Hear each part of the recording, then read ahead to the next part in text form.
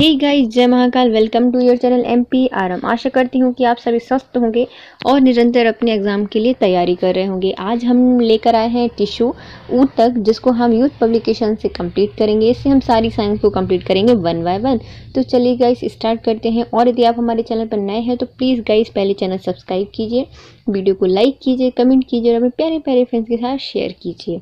जंतु ऊतक यह मुख्यतः 3 प्रकार के होते हैं। ऊतक क्या होते हैं? सेलों से बनने वाली जो संरचना होती है उसे ऊतक कहा जाता है। यह मुख्यतः कितने प्रकार के होते हैं? 4 प्रकार के। पहला आता है उपकला ऊतक, दूसरा आता है पेशी ऊतक, तीसरा आता है संयोजी ऊतक और चौथा आता है तंत्रिका ऊतक। पहला कौन सा था? पहला था हमारा उपकला ऊतक, जिसे एपिथेलियल टिश्यू कहा जाता है। यह जंतु की बाहरी और भीतरी स्वतंत्र सतहों पर पाई जाती है। तो ये क्या होती है? हमारे शरीर में बाहर और जो भीतर की सतह होती है उस पर स्वतंत्र रूप से पाई जाती है एपिथेलियल टिश्यू। यह मुख्यतः 3 प्रकार की होती है। पहली आती है सल्की उपकला ऊतक, दूसरी आती है घनाकार उपकला ऊतक और तीसरी आती है स्तंभाकार उपकला ऊतक। पहली कौन सी थी? सल्की उपकला ऊतक। यह शरीर के आधार पर स्थित भागों को हानिकारक पदार्थों और खुशक हो जाने से सुरक्षा करती है। क्या करती है? जो हमारे हानिकारक पदार्थ होते हैं उनसे रक्षा करती है शरीर को, और खुशक हो जाने से शरीर की रक्षा करती है, और यह सतह पर पाई जाती है। नेक्स्ट आती है हमारी क्यूबाइडल या फिर घनाकार उपकला ऊतक। क्यूबाइडल एपिथेलियल टिश्यू, यह वृक्कनलिका और जो ग्रंथिकल वाहिकाएं होती हैं उनके कुछ भागों का स्त्रवण कार्य करती है। क्या करती है? जो हमारी किडनी होती है, फिर जो ग्रंथियां होती हैं उनकी वाहिकाओं पर स्त्रवण का कार्य करती है क्यूबाइडल एपिथेलियल टिश्यू। नेक्स्ट आता है स्तंभाकार उपकला ऊतक। इसे कॉलुमनर एपिथेलियल टिश्यू कहा जाता है। मतलब कॉलम के आकार की होती हैं और यह अमाशय, आंत और जो श्वास नली होती है उसकी भीतरी स्तर पर बनाते हैं। ये देखिए हमने पहले क्या पढ़ लिया? एपिथेलियल टिश्यू ये क्या होती है? यह सतहें बनाती हैं, बाहर और आंतरिक। तो जहां जहां पे भी हमारी आंतरिक सतह होगी वहां पर मोस्टली क्या पाई जाती है? एपिथेलियल टिश्यू पाई जाती है। ये मुख्यतः कितने प्रकार की होती है? 3। पहली आती है सल्की, बिल्कुल एकदम सिल्की सिल्की सी होती है। तो सल्की तो हमारी जो स्किन है उसको पर होती है और जो हानिकारक पदार्थ होते हैं उनको बताती है और खुसकने से बचाती है। फिर आती है घनाकार, बिल्कुल घनी घनी होती है। तो घनी घनी होगी तो मतलब ज़्यादा लिक्विड निकालना है इससे। तो हमारी जो वृक्कनलिका है ज़्यादा किडनी निकालती है और जो ग्रंथियाँ होती हैं वह को लिक्विड निकालती हैं। तो घनाकार क्या करती है? घना घना सा लिक्विड निकालती है। तो वृक्कनलिका और ग्रंथिकल वाहिकाएं होती हैं उनमें कौन पाई जाती है? घनाकार उपकला ऊतक पाई जाती है। नेक्स्ट आता है स्तंभाकार उपकला ऊतक। जो स्तंभ के आकार की होती है, मतलब इसमें थोड़ा सा स्तंभ मोटी सतह ही पाई जाती है ना, स्तंभाकार की होती हैं ये। तो अमाशय में, आंत में और श्वास नलिका, जो हमारी आंत होती है वो भी खड़ी होती है स्तंभ के जैसे, अमाशय भी स्तंभ के जैसे बिल्कुल खड़ा हुआ आम लगता है अमाशय तो देखने पर, और श्वास नली भी खड़ी खड़ी होती है। तो तीनों ही क्या होते हैं? स्तंभाकार उपकला ऊतक तीनों में ही पाए जाते हैं। नेक्स्ट आती है हमारी पेशी ऊतक, जिसे मस्कुलर टिश्यू कहा जाता है। जंतुओं में प्रचलन एवं गति के लिए उत्तरदायी होती है। मतलब जो जंतु होते हैं उनको चलने में या गति करने में सहायक कौन होते हैं? पेशी ऊतक होते हैं। यह मुख्यतः 3 प्रकार की होती हैं। पहली रेखीय पेशी ऊतक, दूसरी आरेखीय पेशी ऊतक, तीसरी होती है हृदपोशी ऊतक। पहली कौन सी थी? रेखीय पेशी ऊतक। रेखा में गति करने के लिए जिम्मेदार होती है ना। तो रेखी मतलब पेशी गति क्या है? गति कराने के लिए जिम्मेदार होती है। तो इसमें सबसे पहले आती है रेखीय पेशी गति, आरेखीय और हृदय पेशी। तो हृदय भी क्या गति करता है? रेखीय मतलब रेखा में, आरेखीय मतलब आरेखा में। रेखीय पेशी ऊतक में क्या होता है? यह स्ट्रिप्ड मस्कुलर टिश्यू होते हैं जो गतियों के संचालन करती है, जो इच्छा के अधीन होती है। मतलब ऐसी रेखी, मतलब हम इसको ऐसी रेखा बना देंगे तो हमारी इच्छा के अकॉर्डिंग चलेगी, तो हमारी इच्छा के अधीन काम करती है। जैसे कि हमारी भुजाएं हैं, चेहरा, टांगे, ये सब क्या होती हैं? हमारे सोचने पर कार्य करती है। जैसे कि हम ये मोबाइल की स्क्रीन को देखो स्क्रॉल कर रहे हैं, ये क्यों हो रही है? क्योंकि हम चाह रहे हैं, तो ये रेखीय गति होती है ना। स्ट्रिप्ड मस्कुलर टिश्यू, क्योंकि हम चाह रहे हैं ये हो रहा है। और नेक्स्ट आता है आरेखीय पेशी ऊतक। इसे क्या कहा जाता है? Unstripped muscular tissue. मतलब आरैक्षिक होती हैं, आरेखीय होती हैं, मतलब कोई रेखा नहीं होती, कहीं पर भी घूम सकती हैं। तो ये अनैक्षिक रूप से कार्य करती है, मतलब बिना इच्छा के काम करती हैं। जैसे कि आहार नाल हम खाना खाते हैं, हमें बताना पड़ता है या फिर हमें सोचना पड़ता है कि अभी हमारे गले से नीचे जाए? नहीं सोचना पड़ता ना। मूत्राशय, गर्भाशय, ये आदि भित्तियों में पाई जाने वाली जो पेशियां होती हैं या टिश्यू होते हैं उन्हें क्या कहा जाता है? आरेखीय पेशी ऊतक कहा जाता है। नेक्स्ट आता है हृदय पेशी। हृदय भी हमारा गति करता है, धक धक धक धक धक धक धक। तो कार्डियक मस्कुलर पेशी जो हमारी कार्डिक बोलते हैं ना हमारे हृदय को इंग्लिश में या साइंस की लैंग्वेज में, तो कार्डियक मस्कुलर टिश्यू यह केवल हृदय की दीवार में पाई जाती हैं और यह भी एक अनैच्छिक रूप से गति करते हैं, मतलब हम अपने हृदय की गति को नहीं रोक सकते। नेक्स्ट आता है संयोजी ऊतक। ये 4 प्रकार के होते हैं भैया, संयोग से बना है तो कनेक्टिव टिश्यू क्या होता है? 4 प्रकार के होते हैं।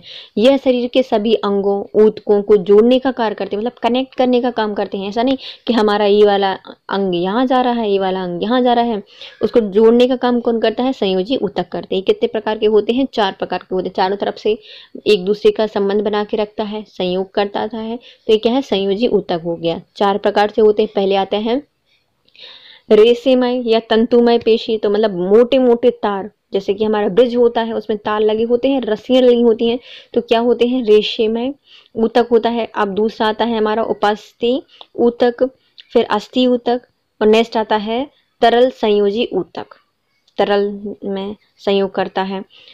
अस्थि जो हमारी हड्डियां हैं वो भी तो हमारे शरीर को जोड़ के रख रही है, वरना हमारा हाथ यहाँ गोते खा रहा होता और दूसरा पैर वहां गोते खा रहा होता, नहीं ना, अस्थि भी जोड़ के रखती, कनेक्ट करके रखती है। उपास्थि भी जो अस्थियों के सिरे होते हैं वो भी कनेक्ट करके रखते हैं। तो चलिए हम देखते हैं हमारी संयोजी ऊतक को। संयोजी ऊतक क्या करते हैं? कनेक्टिव टिश्यू हैं जो शरीर के सभी अंगों को जोड़ने का कार्य करती हैं। 4 प्रकार की होती हैं। पहले आती है रेशममय या रेशमय तंतुमय ऊतक। यह पेशी की अस्थि के साथ जोड़ती हैं। ये क्या करती हैं? पेशी का अस्थि के साथ जोड़ते हैं, 2 अस्थियों को परस्पर जोड़ते हैं। तो ये रेशमय क्या होते हैं भैया? पेशियों को अस्थि से जोड़ देंगे, जो हमारी मसल्स होती है उसको हम हड्डियों से भी जोड़ सकता है यह, और 2 हड्डियों को एक दूसरे से जोड़ सकता है, मतलब रस्सी से बांध देता है हड्डियों को। तो ये क्या होते हैं? रेशमय होते हैं, तंतुमय होते हैं। कंदराएं और स्नायु आदि इसके ही उदाहरण है, मतलब जो लिगामेंट और टेंडन होते हैं वो इसी के उदाहरण होते हैं। नेक्स्ट आता है हमारे उपास्थि ऊतक। आलंबन और मजबूती प्रदान करने के लिए, जो हम बिल्कुल एकदम कठोर बनाने के लिए जो जिम्मेदार होता है वो कौन होता है? उपास्थि ऊतक होता है। नाक, कान, वायु नली की भित्तियों में और लंबी अस्थियों के सिरों पे पाई जाती है। जो हमारे कान हो गए, देखो मुलायम मुलायम होते हैं, नाक बिल्कुल एकदम छोटी छोटी सी मुलायम मुलायम होती है, लेकिन नाक में भी हड्डी होती है। ये क्या होती है? उपास्थि से बने होते हैं और मजबूती प्रदान करते हैं। मेरे नाजुक नाजुक सी चीजों को मजबूती प्रदान करने वाले को क्या कहा जाता है? उपास्थि कहा जाता है। नेक्स्ट आता है अस्थि ऊतक। यह अवलंबन और मजबूती प्रदान करते, भाई अस्थि भी मजबूती प्रदान करता है। यदि हमारे अस्थियां नहीं होती तो क्या होता? एक मांस का ऐसी बॉडी होती, स्किन ही लिपड़ी होती और वैसे ऐसे डुक डुक डुक डुक जैसे केंचुए होते हैं ना, वैसे चल रहे होते हैं हम। चल भी नहीं पाते, सीधे भी नहीं चल पाते, क्योंकि हड्डियों के कारण ही तो हम चलते हैं सीधे खड़े होके, तो वैसे हो जाते, मुलायम मुलायम हो जाते हैं। लेकिन मजबूती प्रदान कौन करता है? हड्डियां एक ढांचा बना देती हैं शरीर को। तो पसलियां, जांग की अस्थि, रीढ़ की हड्डी आदि सभी अस्थि ऊतक के उदाहरण हैं। नेक्स्ट आता है तरल संयोजी ऊतक। हमारे पूरे शरीर में एक बिल्कुल तरल भरा होता है, तो वो भी संयोग का काम करता है कि जैसे हमने खाना खाया उसको अलग अलग जगहों तक पहुंचाता है। तो तरल संयोजी ऊतक गैसीय रासायनिक पदार्थों का आवागमन और रोगाणुओं से रक्षा प्रदान करने के लिए सहायक होता है तरल संयोजी ऊतक। रुधिर एवं लसिका इसके उदाहरण होते हैं। तो हमारे पेशी मतलब संयोजी ऊतक कौन कौन से थे? रेशेमय तंतुमय, जो कि रेशे से हमारे हड्डियों को मसल से जोड़ दे रहे थे, या फिर मसल्स को मसल से, या फिर हड्डियों को हड्डियों से जोड़ रहे थे, तो ये क्या होते हैं? रेशेमय होते हैं। उसके बाद आता है हमारी उपास्थि, जो कि हमारे नाजुक नाजुक से कान नाक में सिरे पर जो बनी होती हैं उपास्थि होती हैं। अस्थियां जो हमें ढांचा प्रदान करती हैं, पर पसली, रीढ़ की हड्डी, जांग की हड्डी, ये हाथों की हड्डी, सब अस्थियां होती हैं। फिर आते हैं तरल संयोजी ऊतक, जो हमारे पूरे शरीर में पोषण का, रसायन का, पोषक पदार्थों का, रोगाणु रक्षक का और रुधिर एवं लसिका इसके उदाहरण होते हैं। इन सब का परिवहन करता है। नेक्स्ट आता है हमारा तंत्रिका ऊतक, नर्वस टिश्यू। इस ऊतक की कोशिकाओं को तंत्रिका कोशिका या फिर न्यूरॉन कहा जाता है। तो ये तुम्हारी कहाँ पे? मस्तिष्क में पाई जाती हैं। तंत्रिका तंत्र इनसे ही मिलकर बना होता है। तो इसमें भी क्या होते हैं, ऊतक होते हैं, क्योंकि वो कोशिकाएं होती हैं, तंत्रिकाएं, न्यूरॉन्स, उनको जोड़कर एक तंत्र बन जाता है, ऊतक हो जाते हैं। तो ये क्या है, हमारी कोशिकाओं का एक तंत्र होता है, जिससे तंत्रिका कोशिका या फिर न्यूरॉन कहा जाता है। यह मस्तिष्क, मेरुरज्जु तथा तंत्रिकाएं सभी तंत्रिका ऊतकों की ही बनी होती हैं। तो जो हमारे मस्तिष्क हो गया, पूरा मेरुरज्जु हो गया, और पूरा तंत्रिका तंत्र है, तंत्रिकाएं हैं, वो किससे बनी होती हैं, तंत्रिका ऊतक से बनी होती हैं। प्रत्येक न्यूरॉन में एक लंबा प्रवर्ध होता है, जिसमें एक्सॉन कहा जाता है। तो ये क्या होता है, लंबा प्रवर्ध होता है, जिसे क्या कहा जाता है, एक्सॉन कहा जाता है। तथा बहुत सारे छोटे छोटे सी शाखाएं वाले प्रवर्ध भी होते हैं। एक शाखा कोशिका 1 मीटर तक लंबी हो सकती है, और हमारे शरीर की सबसे लंबी कोशिका कौन सी होती है, तंत्रिका ही कहलाती है। चलिए हम इनको देख लेते हैं एक क्विक डिवीजन। पहली आती है हमारी ऊतक। कितने प्रकार के होते हैं, 4 प्रकार के। उपकला ऊतक, पेशी ऊतक, संयोजी ऊतक और तंत्रिका ऊतक। उपकला ऊतक जितने भी हमारे बाहर स्किन है, शरीर के बाहर है और अंदर है, उनकी सतहें बनाने के में जिम्मेदार होती हैं एपिथेलियल टिश्यू। मुख्यतः 3 प्रकार की होती है। पहली आती है सल्की उपकला ऊतक, घनाकार उपकला ऊतक और स्तंभाकार उपकला ऊतक। सल्की क्या होती है, हानिकारक पदार्थों से और खुशक हो जाने से रक्षा करती हैं। घनाकार क्या होती हैं, जैसे कि जो भी घनी घनी सी, जहाँ से स्रावन ज्यादा होता है, तो किडनी हो गई, मूत्राशय हो गया और ग्रंथियां हो गई, ये सब क्या होती हैं हमारी, सब कहीं पाया जाता है घनाकार आकार की उपकला ऊतक। नेक्स्ट आता है स्तंभाकार, जो भी स्तंभ के जैसा खड़ा होता है, जैसे कि हमारा अमाशय, आंतें और श्वास नली। यहाँ पर जो नलिकाएं पाई जाती हैं उन्हें क्या कहा जाता है, स्तंभाकार ऊतक पाया जाता है। नेक्स्ट आता है पेशी ऊतक। ये क्या होते हैं, पेशी जंतुओं को चलाने में, गति करने में सहायक होती है। जो भी हमारे शरीर की गति करेंगे वो कौन होते हैं, पेशी ऊतक के कारण ही गति करते हैं। ये कितने प्रकार के होते हैं, 3 प्रकार के होते हैं। पहले होते हैं रेखीय पेशी ऊतक, दूसरे होते हैं आरेखीय पेशी ऊतक और तीसरे होते हैं हृदय पोषी ऊतक। रेखीय मतलब एक रेखा पे गति करते हैं, मतलब जो हम चाहते हैं वैसे गति करते हैं। तो इनका संचालन हम कर सकते हैं, इच्छा के अधीन होता है, जैसे कि हमारी भुजाएं, टांगे, चेहरा आदि। नेक्स्ट आता है आरेखीय पेशी ऊतक, मतलब अनैच्छिक रूप से कार्य करती हैं, जैसे कि आहार नल, मूत्राशय, गर्भाशय आदि। हृदय पेशी हृदय को गति कराने के लिए यह जिम्मेदार होती हैं, हृदय की दीवारों में पाई जाती हैं और अनैच्छिक रूप से गति करती हैं। संयोजी ऊतक पूरे शरीर को एक दूसरे ऊतक से जोड़ने के में सहायक होती हैं। संयोजी ऊतक यह 4 प्रकार की होती हैं। पहले आते हैं रेशेमय तंतु ऊतक, दूसरा आता है हमारा अस्थि, उपास्थि ऊतक और तरल संयोजी ऊतक। रेशेमय तंतुमय ऊतक क्या होते हैं, यह अस्थियों के साथ जुड़े होते हैं, पेशियों के साथ जुड़े होते हैं, 2 अस्थियों को आपस में जोड़ते हैं या फिर अस्थि को पेशी से जोड़ने का काम करते हैं। कंदराएं और स्नायु इसके उदाहरण हैं। स्नायु। उपास्थि क्या होते हैं, मजबूती प्रदान करते हैं, आलंबन करते हैं, कान, नाक और वायु नली की भित्तियों में और लंबी अस्थियों में, सिरों में पाई जाती हैं, उपास्थि हो जाती हैं। अस्थि क्या होती हैं, हमारे शरीर में अस्थियां, हड्डियों होती हैं पूरे शरीर में, इसे क्या कहा जाता है, अस्थि ऊतक कहा जाता है। तरल संयोजी ऊतक पूरे शरीर में गैसों का, रसायन का, खाद्य पदार्थों का, रोगाणुओं का आवागमन करने के लिए, वायु का आवागमन करने के लिए सहायक होते हैं। तरल संयोजी ऊतक, इसमें आते हैं रुधिर और लसिका। तंत्रिका ऊतक ये क्या होती हैं हमारे, यह ऊतक की कोशिकाओं को तंत्रिका कोशिका या फिर न्यूरॉन कहा जाता है, एक दूसरे से मिलकर बनी होती हैं। इसमें एक तंत्रिकाएं एक दूसरे से मिलकर बनी होती हैं। इसमें मस्तिष्क, मेरुरज्जु और तंत्रिकाएं इसी के अंतर्गत आती हैं। प्रत्येक न्यूरॉन एक लंबा प्रवर्ध होता है, जिसे एक्सॉन कहा जाता है। इसमें छोटे छोटे से प्रवर्ध भी होते हैं और सबसे लंबी कोशिका होती है हमारी तंत्रिका, जिसकी लंबाई होती है 1 मीटर तक। अब आते हैं इससे संबंधित वन लाइनर। ऊतक क्या होते हैं, तो वे कोशिकाएं जो मूल रूप से दिखने में और कार्य करने में समान होती हैं, उन्हें क्या कहा जाता है, ऊतक कहा जाता है। इससे पहले हमने क्या पढ़ा था, कोशिका पढ़ा था। तो हमने एक इंडिविजुअल कोशिका पढ़ी, लेकिन हमने शरीर में देखा कि एक ऐसी जगह है जहां पर एक ही प्रकार की कोशिकाएं हैं, क्योंकि कोशिका का स्ट्रक्चर अलग था, उनमें अलग अलग प्रकार के ऑर्गन्स पाए जाते, जहां पर जिसकी जरूरत थी वैसे थे।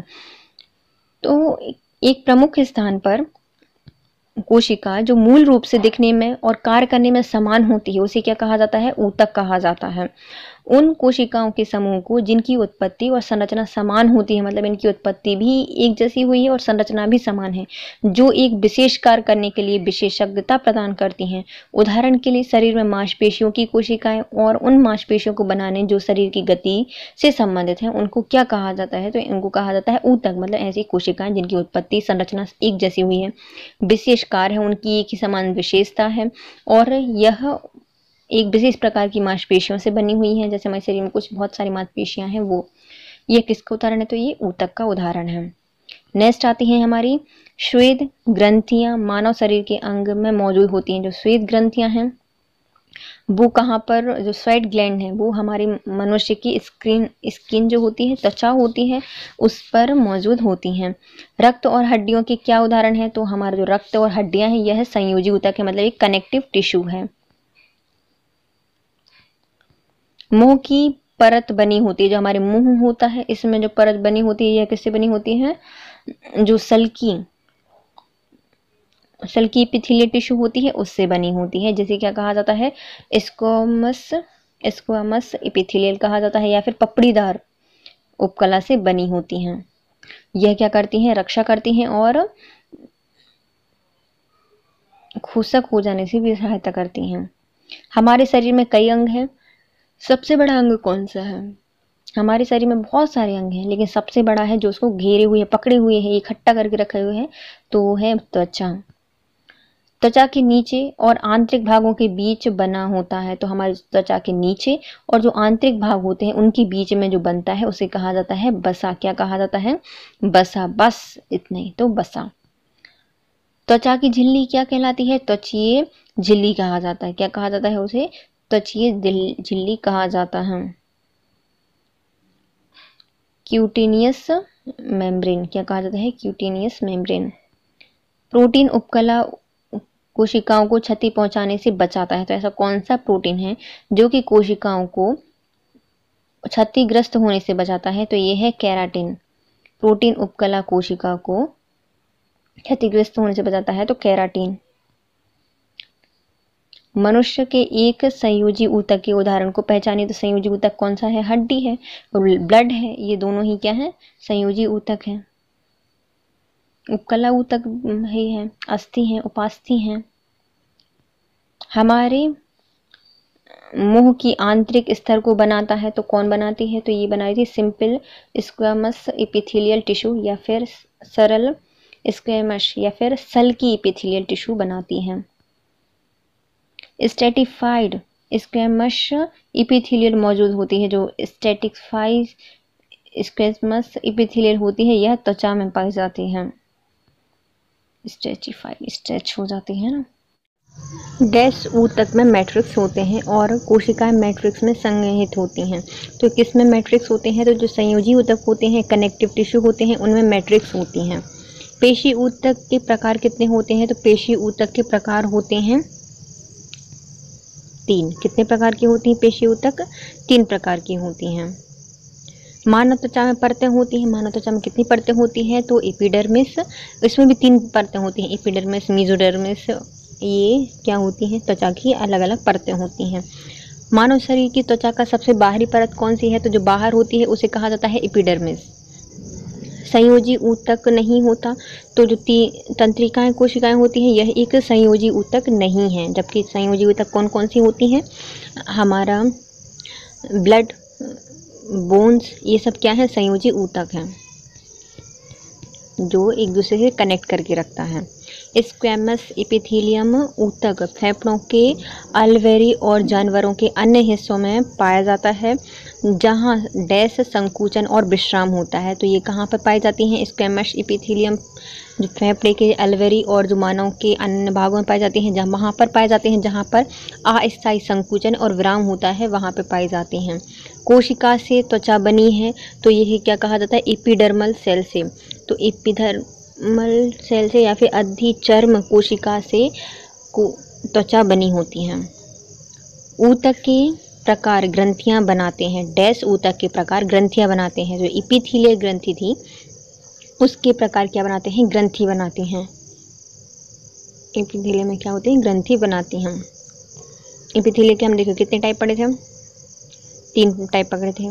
एक आता था सल्की, दूसरा था घनाकार, तीसरा था स्तंभाकार। घनाकार मतलब सल्की क्या था, जो मानव के शरीर के आधार बनाती हैं और हानिकारक पदार्थों से रक्षा करती हैं। घनाकार क्या थी, जो कि क्यूबाइडल थी और जो नलिका या फिर ग्रंथि का वाहिनियों में सहायक होती हैं। स्तंभाकार क्या होती है, अमाशय में आंत में और जो श्वसन नली होती है, यहाँ पर स्तंभाकार एपिथेलियल ग्रंथि पाई जाती हैं।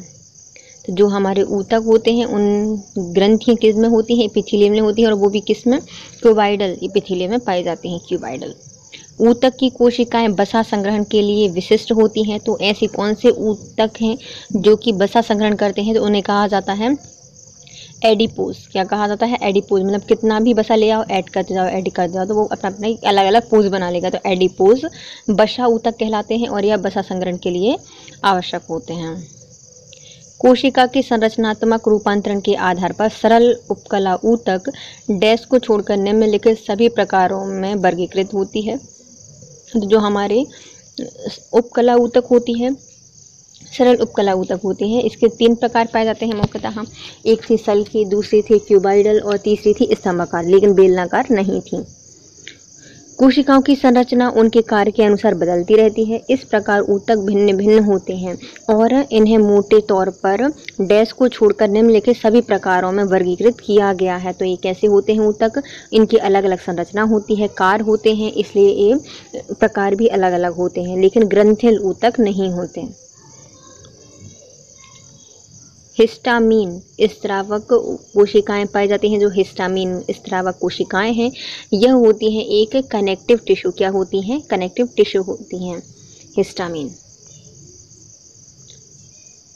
अवकाशोतक एरोलेयर टिश्यू या अवकाशोतक डैश के बीच में एक पूरक ऊतक या फिर फिलर टिश्यू का काम करता है। तो जो अवकाशोतक या फिर जो एरोलेयर होती हैं, किन के बीच में एक फिलर टिश्यू की तरह काम करती हैं, तो त्वचा और मांसपेशियों के बीच में।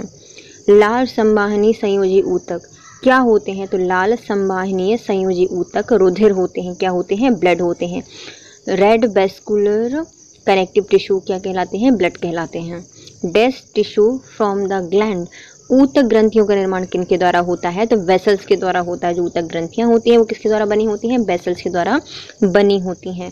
डैश की रचना लंबे रेशेदार प्रोटीन जैसे तंतुओं से होती है, जो मांसपेशियों को सिकुड़ने और फैलने के लिए एक दूसरे पर सरकती हैं। तो इन्हें क्या कहा जाता है, सर्कोमस। क्या कहा जाता है, सर्कोमर्स कहा जाता है। यह क्या होती हैं, लंबे होती हैं, रेशेदार होती हैं, प्रोटीन जैसे तंतुओं से बनी होती हैं, सिकुड़ने और फैलने में एक दूसरे पर सरकती हैं, इसलिए इन्हें क्या कहा जाता है, सर्कोमर्स कहा जाता है। दृढ़ संयोजी ऊतक द्वारा कंकाल से जुड़ी रहने वाली मांसपेशियां क्या कहलाती हैं, तो दृढ़ संयोजी ऊतकों के द्वारा कंकाल से जुड़ी रहने वाली जो मांसपेशियां होती हैं उन्हें कहा जाता है वेन्स या फिर नसें। दृढ़ संयोजी ऊतक मतलब हमारे बोन्स वगैरह हो जाए, स्केलेटन हो गया या फिर जो कंकाल हो गया, उनसे जुड़ने वाली जो मांसपेशियां होती हैं वो होती हैं नसें।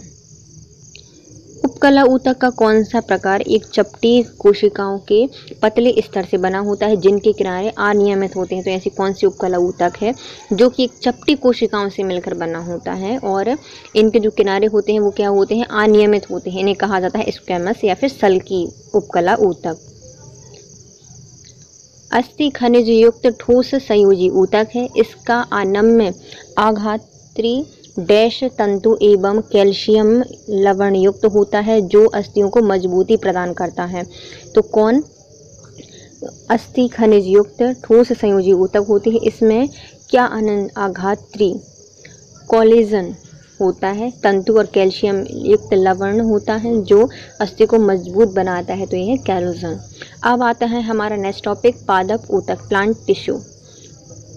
पहले आएंगे टिश्यू और उनका विवरण। मेरिस्टेमेटिक टिश्यू जिसको विभाज्योतक कहा जाता है, यह ऊतक पौधों की वृद्धि वाले भागों में पाए जाते हैं। यह एकमात्र पादप ऊतक होते हैं जो कोशिका विभाजन द्वारा नई कोशिका बनाते हैं। इनकी कोशिकाएं अत्यधिक शक्तिशाली या क्रियाशील होती हैं। इसमें बहुत अधिक कोशिका द्रव्य, पतली कोशिका भित्ति और रिक्तिकाएं कम और अनुपस्थित होती हैं। तो इसमें क्या होता है, ये क्या है, देखो भैया, मैट्रिक्समैटिक मैट्रिक्स चलती है इनकी, मतलब जो कोशिका का उत्पादन होता है या फिर वृद्धि होती है, इसमें सहायक होती है मैट्रिक्स जैसे। तो मेरिस्टेमेटिक टिश्यू है, नाम से समझ आ रहा है, विभाज्योतक विभाजन करने में सहायक होती हैं। कोशिका वृद्धि, कोशिका जब बढ़ेगी पौधों की वृद्धि करने में सहायक हो जाएगी, क्योंकि विभाजन में सहायक कर रही है। इसमें क्या होता है, तो इनकी जो कोशिकाएं होती हैं वह अत्यधिक क्रियाशील होती हैं। जो कोशिकाएं होती हैं, कोशाएं होती हैं, वो क्या होती हैं, क्रियाशील होती हैं। बहुत अधिक केंद्रक द्रव पाया जाता है, मतलब तभी तो वो जल्दी से विभाजित हो जाएगा। सेंटोप्लाज्म ज़्यादा पाया जाता है। पतली कोशिका भित्ति होती है और जो कोशिकाएं होती हैं वो कम होती हैं और अनुपस्थित भी होती हैं। ये काम क्या करती हैं, इनके प्रकार कौन कौन से हैं, तो इनके भी 3 प्रकार हैं। पहले आते हैं शीर्षार्थ विभाज्योतक, जिसको एपिकल मेरिस्टेम कहा जाता है। नेक्स्ट आता है पार्श्व विभाज्योतक, जिसको लेटरल मेरिस्टेम कहा जाता है। और नेक्स्ट आता है अंतःवेशी विभाज्योतक, जिसे इंटरक्लेरी मेरिस्टेम कहा जाता है। शीर्षार्थ विभाज्योतक, यह पौधों की जड़ों और तनों में वृद्धि वाले भागों में विद्यमान होती हैं। बिल्कुल शीर्ष पर होंगी, तो जब जड़ों के शीर्ष पर भी हो सकती हैं और पौधों के शीर्ष पर भी हो सकती हैं, तथा इनकी लंबाई में वृद्धि करती हैं। तो शीर्ष पर रहेंगी तो ऊपर जाने का काम करेंगी, है ना, बढ़ने का काम करेंगी। तो शीर्षार्थ विभाज्योतक क्या होते हैं, शीर्ष पर रहते हैं और विभाजन में या फिर बढ़ने में सहायक होती है, वृद्धि करने में सहायक होती हैं। नेक्स्ट आता है पार्श्व विभाज्योतक, यह तनों में छल्ले के रूप में पाई जाती है। इनकी आकृति इनमें तनों की परिधि घेरा या फिर मूल में वृद्धि करते हैं। तो ये क्या होते हैं, रिंग डालते हैं, है ना। तो इनकी जैसी आयु बढ़ती है, देखिए छल्ला बढ़ता जाता है, तो छल्ले के रूप में यह अपनी आकृति बनाते हैं। इसमें तने की परिधि घेरा और मूल में वृद्धि करते हैं ये पार्श्व। नेक्स्ट आता है अंतःवेशी विभाज्योतक, यह पत्तियों के आधार में तथा टहनियों के पूर्व के दोनों ओर उपस्थित होते हैं। कहाँ पे होते हैं, पत्तियों के आधार पर या आधार में, या जो टहनियों के पूर्व होते हैं उनके दोनों ओर उपस्थित होते हैं। देखिए हमने पहले कौन सा देखा था, विभाज्योतक। विभाजन में सहायक होता है, मुख्यतः 3 होते हैं। पहला आता है शीर्षोतक, पार्श्वोतक और अंतःवेशी ऊतक। शीर्ष ऊतक क्या होते हैं, जड़ों के और पेड़ों के शीर्ष पाए जाते हैं उनकी लंबाई में वृद्धि करने के लिए। पार्श्व, यह तनों में पाए जाते हैं, जड़ों में पाए जाते हैं और छर्रे बनाते हैं या फिर आकृति बनाते हैं, गोल गोल आकृति बनाते हैं, उनको मोटा करते हैं, उन्हें वृद्धि करते हैं। अंतःवेशी विभाज्योतक में क्या होते हैं, यह आधार में पाए जाते हैं, टहनियों के पूरे पाए जाते हैं और दोनों तरफ हो सकते हैं। नेक्स्ट आता है स्थायी ऊतक, जिसे परमानेंट टिश्यू कहा जाता है। विभाज्य ऊतकी ऊतक अस्थायी होते हैं, उनकी वृद्धि फलस्वरूप स्थायी ऊतक का निर्माण होता है। इसमें विभाजन की क्षमता नहीं होती। तो जो हमारे अस्थायी थे, जिन्हें क्या कहा जाता है, विभाज्योतक कहा जाता है, विभाजन करने के लिए आए थे, लेकिन वो विभाजन किसका करते हैं, किसका निर्माण करते हैं, तो वह स्थायी कोशिकाओं का या फिर स्थायी ऊतकों का निर्माण करते हैं, क्योंकि यह विभाजन नहीं कर सकती। यह 2 प्रकार की होती हैं, पहले सरल स्थायी ऊतक और दूसरे होती हैं मृदुतक स्थायी ऊतक। सरल स्थायी ऊतक क्या होते हैं, यह एक ही प्रकार की कोशिकाओं से बने होते हैं, सरल है, कोई अलग इसमें विभेदन नहीं पाया जाता, तो एक ही है। इसमें भी निम्न प्रकार पाए जाते हैं, सरल में भी। तो पहला आता है मृदुतक, पैरेन्काइमा, स्थूल कोण जिसे कोलेनकाइमा, दृढ़ ऊतक जिसे स्कैरेन्काइमा। ये जटिल था, है ना, सरल और जटिल पाए जाते हैं स्थायी ऊतक में। तो सरल देख लिया, यह कोशिका क्या होती हैं, एक ही प्रकार की कोशिकाओं से मिलकर बनी होती हैं। पहले आती है पैरेन्काइमा, यह कोशिकाएं सजीवों में होती है। तो पैरेन्काइमा किसमें है, सजीव में पाई जाती है। यह तने, जड़ और पत्तियों की एपिडर्मिस जो बाहर की लेयर होती है उसमें पाए जाते हैं। कॉर्टेक्स में भी पाया जाता है। तो क्या किसमें पाया जाता है, एपिडर्मिस में, बाहर की लेयर में पाया जाता है, और जो कॉर्टेक्स होता है उसमें पाई जाती हैं। कुछ मृदुतक में क्लोरोफिल पाया जाता है, जो कुछ मृदुतक होते हैं, क्योंकि कुछ कुछ के तने भी हरे हरे होते हैं, पत्तियों में तो हरे होते हैं लेकिन तने भी हरे होते हैं, तो इनमें क्या पाया जाता है, क्लोरोफिल पाया जाता है, जिन्हें क्लोरेन्काइमा या फिर हरित ऊतक कहा जाता है। जहाँ पे ये क्लोरोफिल पाया जाता है उन्हें क्या कहा जाता है, क्लोरेन्काइमा कहा जाता है। जबकि कुछ मृदुतकों में जलीय पौधों के तैरने के लिए गुहिकाएं या कैविटीज रहती हैं, जिन्हें एरेन्काइमा कहा जाता है। कुछ ऐसी होती हैं जिनमें तैरने के लिए गुहिकाएं पाई जाती हैं। कुछ पेड़ जल में भी होते हैं तो तैरती रहती हैं, जलकुंभी वगैरह, तो उसमें क्या पाया जाता है, उनमें पाया जाता है एरेन्काइमा। और जिनमें पर्णहर होता है उन्हें कहा जाता है केरोन्काइमा। कोरेनकाइमा,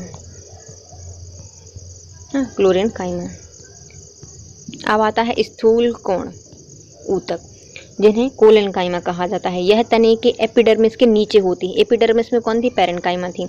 लेकिन जो तने मतलब एपिडर्मिस होती है उसके नीचे पाई जाती है कौन? स्थूल कोण, जिसे कहा जाता है कोलेनकाइमा। यह पर्णवृंत या फिर जो लीफ क्रोइड होते हैं उसमें, पुष्पवृंत पेडिकल्स पुष्पावली वृत्त में पाए जाते हैं, किंतु जड़ों में नहीं पाया जाता। ये कहाँ पे पाए जाते हैं? स्थूल, मतलब यह स्थित है। तो कहाँ पे? स्थूल हमारा स्टूल, फूल हमारा फूल किससे बैठा होता है? स्टूल बैठा होता है। फूल से जितनी भी चीज़ें होंगी तो पुष्प व्रत हो गया, पुष्पावली हो गया या फिर पर्णव्रत हो गया, ये सब क्या होते हैं? स्थूल कोण से बने होते हैं और ये एपिडर्मिस के नीचे पाए जाते हैं, मतलब पैरेन्काइमा के नीचे पाए जाते हैं और यह जड़ों में नहीं पाए जाते। जबकि पैरेन्काइमा जड़ों में था, तनों में था, पत्तियों में था। दो प्रकार थे जिनमें गुहिकाएँ पाई जाती हैं, उन्हें कहा जाता है एरेन्काइमा, और जो जिनमें क्लोरोफिल था उन्हें कहा जाता है क्लोरेनकाइमा। नेक्स्ट आती है दृढ़ ऊतक। तीसरा है दृढ़ ऊतक, स्क्लेरेनकाइमा कहा जाता है। यह ऊतक की कोशिकाएं मृत या फिर निर्जीव होती हैं। इनमें जीव द्रव नहीं होता, दृढ़ होती हैं, बिल्कुल एकदम सूख गई। स्केल बचा है ना। तो क्या होता है? स्क्लेरेनकाइमा होता है। यह ऊतकों की कोशिकाएं जीवित या मतलब निर्जीव होती हैं, मृत होती हैं। इनमें जीव द्रव नहीं पाया जाता। इनकी वृत्तियां लिग्निन के जमाव के कारण मोटी हो जाती हैं। किसके कारण हो जाती हैं? लिग्निन के कारण होती हैं। यह ऊतक तनों, पत्तियों के सिरों पर, फलों और बीजों के बीजावरण पर और नारियल के बाहरी रेशेदार छल्ले में पाई जाती हैं। यह ऊतक कॉर्टेक्स, पेरिसाइकिल और संवाहन बंडल में पाए जाते हैं। तो देखो जो हमारी दृढ़ है, पहले नाम से समझ में आना है दृढ़ होगी ये। तो इसमें कौन कौन सी थी? ये मृत होती हैं, इसमें जीव द्रव नहीं पाया जाता, इनकी वृत्ति लिग्निन की बनी होती हैं, इसके कारण से मोटी होती हैं। यहाँ तनों पर, सिराओं पर, पत्तों पर, बीजों के आजू बाजू कुछ फलों के आवरण बनाती हैं, जैसे कि नारियल के रेशेदार छल्ले। कॉर्टेक्स, पेरिसाइकिल और संवाहन बंडल्स में यह पाए जाते हैं। दूसरा आता है जटिल स्थायी ऊतक। यह 2 या 2 से अधिक प्रकार की कोशिकाओं से मिलकर बने होते हैं और ये कितने प्रकार के होते हैं? 2 प्रकार के होते हैं। पहला है जाइलम और दूसरा है फ्लोएम। तो जाइलम पढ़ते हैं। यह पौधों की जड़ों, तने, पत्ते में पाया जाता है। यह जल संवाहक होता है। जल से जाइलम, जल से जल संवाहक करता है। यह जड़ों द्वारा अवशोषित जल और खनिज लवणों को पौधों के विभिन्न भागों तक पहुंचाता है। तो जल कहाँ से आता है? जल नीचे जमीन से आता है। तो जमीन से जल और खनिज को लेकर जो वृक्ष होता है, पौधे होते हैं, उनके विभिन्न भागों तक पहुंचाता है। यह 4 विभिन्न प्रकार की कोशिकाओं से मिलकर बना होता है, क्योंकि जो यह क्या है? विभिन्न प्रकार या जटिल स्थायी ऊतक है, जो कि 2 या 2 से अधिक कोशिकाओं के मिलने से बने होते हैं। तो इसे कितने प्रकार से मिलकर बना होता है? तो मुख्यतः बना होता है 4 प्रकार से। पहला आता है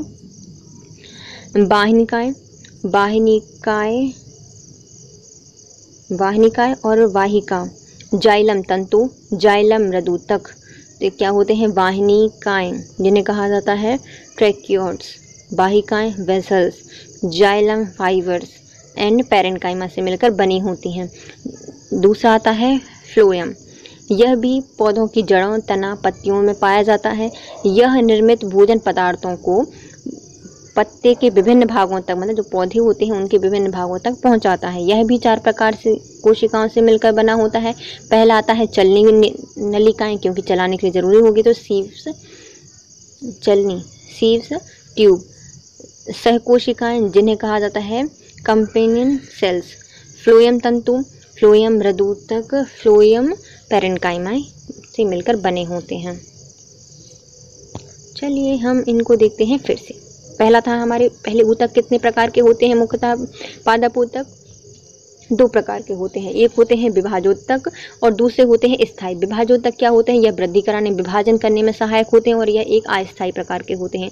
इनमें जीव द्रव ज़्यादा पाया जाता है। इनकी कोशिका जो भित्ति होती है पतली होती है, भित्ति और रिक्तिकाएँ कम होती हैं या फिर कभी कभी अनुपस्थित भी हो जाती हैं और ये विभाजन करने में सहायक होती है, वृद्धि करने में। 3 प्रकार के होते हैं। शीर्षात, मतलब शीर्ष से करेंगे तो जड़ों के शीर्ष पर, पौधों के शीर्ष पर रहती हैं। पार्श्व, यह बिल्कुल जो तने होते हैं उनके छल्ले बनाने में सहायक होती हैं। और आंत्रवेशी, ये क्या होती हैं? यह टहनियों के पर्व के दोनों ओर आधार पर यह पाई जाती हैं। अब आते हैं स्थायी। जो अस्थायी थी या फिर जो हमारी पहले विभाज्य ऊतक थी, वह विभाजन करके क्या बनाती हैं, स्थायी ऊतक बनाती हैं। यह ऊतक क्या होते हैं, यह स्थायी होते हैं। इनके स्वरूप स्थायी ऊतकों का निर्माण, मतलब जो अस्थायी होते हैं वो स्थायी को बनाते हैं, क्योंकि ये विभाजन नहीं कर पाते। ये मुख्यतः कितने प्रकार के होते हैं, 2 प्रकार के होते हैं। एक होते हैं सरल स्थायी ऊतक, एक होते हैं जटिल स्थायी ऊतक। सरल में भी 3 प्रकार के होते हैं और जटिल में 2 प्रकार के होते हैं। सरल में क्या होते हैं, यह एक ही प्रकार की कोशिकाओं से मिलकर बने होते हैं। पहले आती है पैरेन्काइमा। यह जड़ों में, पत्तियों में और तनों में पाई जाती है। एपिडर्मिस कॉर्टेक्स में पाया जाता है। इसमें यदि क्लोरोफिल है तो इसे क्लोरेन्काइमा कहा जाता है, और यदि तैरने के लिए इनमें गुहिकाएं हैं तो इन्हें क्या कहा जाता है, एरेन्काइमा। फिर आते हैं स्थूल कोण, इसे कहा जाता है कोलेन्काइमा। और यह जो पैरेन्काइमा था उसके नीचे पाया जाता है, एपिडर्मिस के नीचे। और जितने भी पैरेन्काइमा होते हैं यह क्या होते हैं, स्टूल जैसा बनाते हैं, है ना, स्थूल है ना, तो स्टूल बनाते हैं। तो किसके लिए चाहिए पड़ता है, पुष्प के लिए। तो पुष्प, पर्णव्रंत, पुष्पव्रत, पुष्पबली में यह पाए जाते हैं, लेकिन ये जड़ों में नहीं पाए जाते। फिर आते हैं दृढ़ ऊतक। क्या होते हैं, यह दृढ़ मतलब कठोर हो जाते हैं, निर्जीव होते हैं, जीवद्रव नहीं पाया जाता है। इनकी जो भित्ति होती है वह लिग्निन के कारण मोटी हो जाती है, कठोर हो जाती है। तनों में, पत्तियों के सिरों में, बीजांड पे जो फलों के बाहर का सेल होता है उसमें पाई जाती हैं। यह कोटेक्स, पेरिसाइकिल और संवाहन मंडल में पाया जाता है। जटिल स्थायी ऊतक, कॉम्प्लेक्स टिश्यू, यह 2 या 2 से अधिक प्रकार के होते हैं। जाइलम और फ्लोएम। जाइलम क्या करता है, जल और खनिज को जड़ों से वृक्षों के अन्य भागों तक ले जाता है। 3-4 प्रकार की कोशिकाओं से मिलकर बना होता है, क्योंकि यह जटिल स्थायी ऊतक है जो कि 2 या 2 से अधिक कोशिकाओं के मिलने से बनी होती हैं। 4 कौन कौन सी हैं, बाह्यनिकाएं, बाहिकाएं, जाइलम तंतु और जाइलम मृतूतक। फ्लोएम, यह जड़ों में, तनों में और पत्तियों में पाया जाता है और पत्तियों से भोजन को जड़ों तक और अन्य भागों तक पहुंचाता है। यह भी 4 अलग अलग कोशिकाओं से मिलकर बना होता है। पहला आता है चलनी कोशिका, दूसरी होती है क्षय कोशिका, तीसरी होती है फ्लोएम तंतु और चौथी होती है फ्लोएम मृदूतक। अब आते हैं इसके संबंधित वन लाइनर। ऊतक संवाहन पूल बने होते हैं। जो ऊतक संवाहन पूल बने होते हैं किसके बने होते हैं, तो ये बने होते हैं जाइलम और फ्लोएम के। किससे बने होते हैं, जाइलम और फ्लोएम के संवाहन पूल बनते हैं।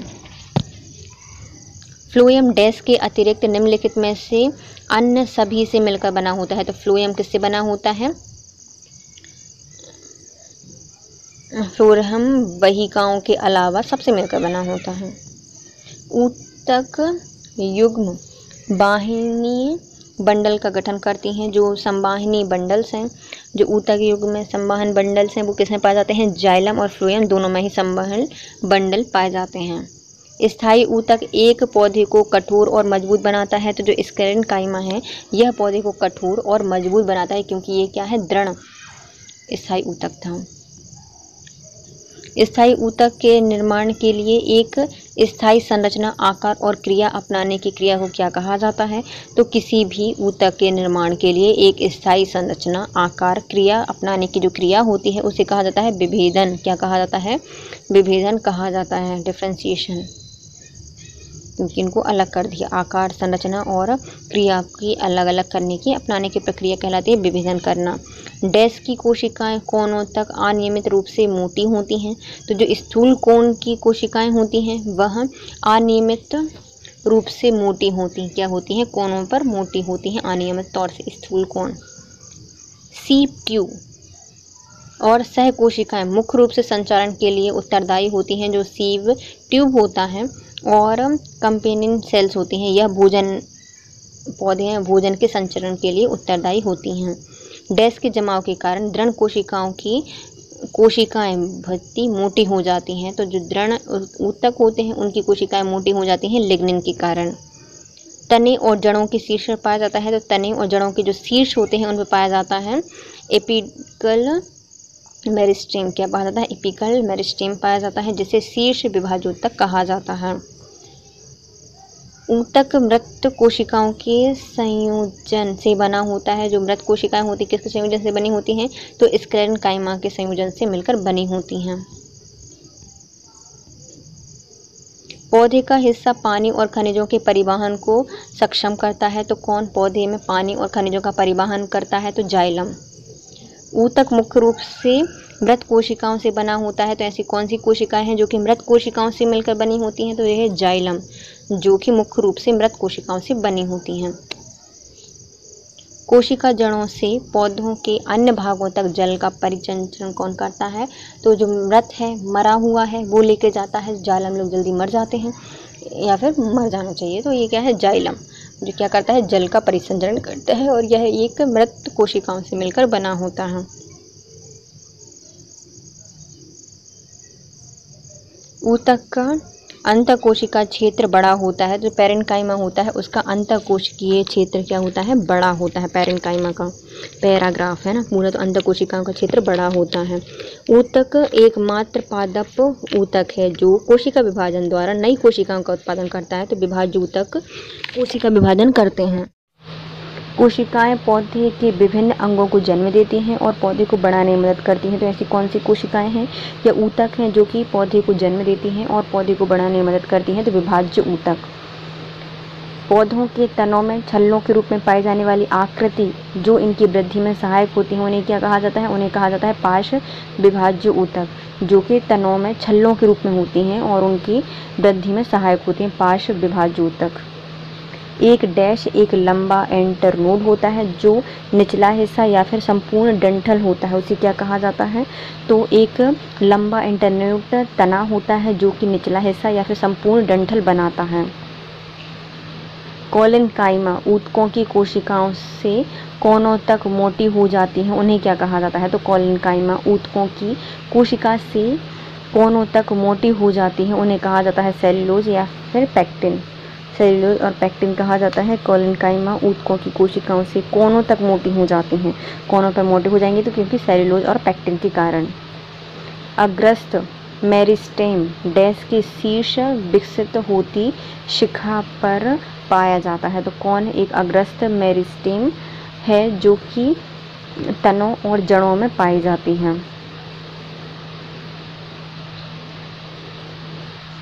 एरियोलर ऊतक अंगों के डैश स्थान पर भरता है और अंगों को सहारा देता है और ऊतकों की मरम्मत करता है। तो जो अंदर के स्थान होते हैं उनको एरियोलर भरता है और आंतरिक अंगों को सहारा देता है और ऊतकों की मरम्मत करता है।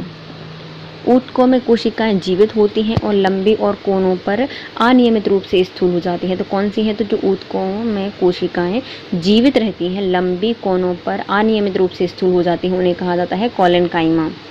नारियल की छाल का निर्माण ऊतक द्वारा होता है, यह है स्क्लेरेनकाइमा। स्क्लेरेनकाइमा जो नारियल की छाल का निर्माण करती हैं।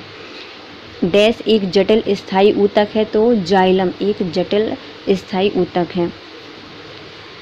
अंतःवेशी विभाज्य ऊतक पाए जाते हैं। तो जो अंतःवेशी विभाज्य ऊतक होते हैं वह पाए जाते हैं पत्तियों के तलों में। जो तल होते हैं उनके तलों में पाए जाते हैं अंतःविशेषी विभाज्य ऊतक, जिसे एपिकल मेरिस्टेम कहा जाता है। डैश आप विभेदित कोशिका वाले अधिकांश पौधों में वह ऊतक होता है जो पौधों के उन भागों में पाया जाता है जहां वृद्धि की संभावना होती है, तो उसे कहा जाता है विभाज्य ऊतक, क्योंकि यह विभाजन करते हैं, वृद्धि करने में सहायक होते हैं। यह लिए क्या है? आवेदित कोशिकाएं हैं जो कि अधिकांश पौधों में वह ऊतक होती हैं जो कि अस्थायी होती हैं और क्या करती हैं? वृद्धि में संभावनाएं उत्पन्न करती हैं। मेरिस्टेमेटिक ऊतक एक विशेष भूमिका निभाते हैं और इनकी विभाजित करने की क्षमता को त्याग देते हैं और तब बनते हैं। जो मेरिस्टेमेटिक ऊतक होते हैं यह एक विशेष भूमिका निभाते हैं, क्या करते हैं? विभाजन करते हैं, अपनी विभाजन करने की क्षमता को त्याग देते हैं, तो ये क्या बन जाते हैं? तो यह एक स्थायी ऊतक बन जाते हैं। पौधों में फ्लोएम का कार्य क्या होता है? तो फ्लोएम का कार्य होता है खाद्य पदार्थों का प्रवाह करना। साधारण स्थायी ऊतकों के 3 प्रकार कौन कौन से हैं? तो साधारण स्थायी ऊतकों के 3 प्रकार हैं, पैरेन्काइमा, क्लेरेन्काइमा और स्क्लेरेन्काइमा। पैरेन्काइमा, क्लोरेन्काइमा और स्क्लेरेन्काइमा यह स्थायी ऊतकों के 3 प्रकार हैं। ऊतकों में एक समान कार्य करने वाली विभिन्न प्रकार की कोशिकाएं कौन कौन सी होती हैं? तो एक प्रकार का कार्य करने वाली विभिन्न प्रकार की कोशिकाएं होती हैं सरल ऊतक, जटिल नहीं होती, अलग अलग काम करने वाली जटिल होती हैं।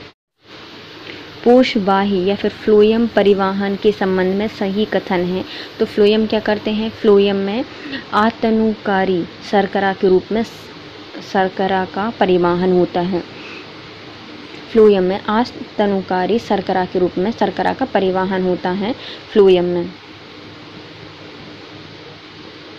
अधिकांश अंतरकोशिकीय प्रसार के लिए डैश कोशिकाएं विरल रूप में संचित होती हैं। तो अधिकांश या अधिकतर अंतरकोशिकीय प्रसार के लिए मृदुतक कोशिकाएं विरल रूप में संचित होती हैं। या फिर जो पैरेन्काइमा है यह क्या होती है, अंतरकोशिकीय प्रकार या प्रसार के लिए कोशिकाओं में विरल रूप से संचित होती हैं। डैश में पतली कोशिका भित्ति के साथ अपेक्षाकृत अविशिष्ट कोशिकाएं होती हैं, उन्हें क्या कहा जाता है? तो मृदुतक में एक पतली कोशिका भित्ति के साथ अपेक्षाकृत अविशिष्ट कोशिकाएं होती हैं, उन्हें मृदुतक कहा जाता है। विभिन्न प्रकार के स्थायी ऊतकों के निर्माण के लिए डैश विभाजोतक की कोशिकाओं को अलग किया जाता है। तो विभिन्न प्रकार के स्थायी ऊतकों के निर्माण के लिए विभाजोतक ऊतकों की कोशिकाओं को अलग किया जाता है। पादप ऊतक मुख्यतः दो प्रकार के होते हैं, एक होते हैं विभाजोतक ऊतक और एक होते हैं स्थायी ऊतक। तो पादप कोशिका ऊतक मुख्यतः कितने प्रकार के होते हैं? दो प्रकार के होते हैं, एक होते हैं विभाजोतक ऊतक और एक होते हैं स्थायी ऊतक। डैश एक जटिल स्थायी ऊतक है, तो फ्लोएम एक जटिल स्थायी ऊतक है। जटिल स्थायी ऊतक है फ्लोएम।